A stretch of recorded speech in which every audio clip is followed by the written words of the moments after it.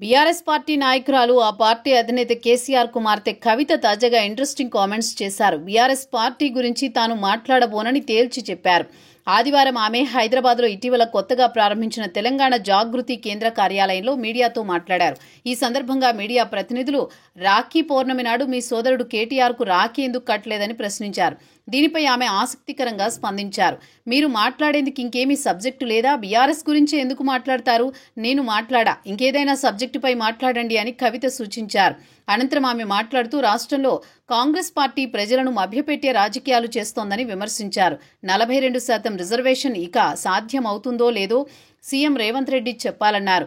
దీనిపై వారు తూతూ మంత్రంగా ఢిల్లీలో ధర్నాలు చేసి వచ్చారని, ఎవరి కన్నీళ్లు తుడిచేందుకు ఆ ధర్నా చేపట్టారో చెప్పాలని డిమాండ్ చేశారు.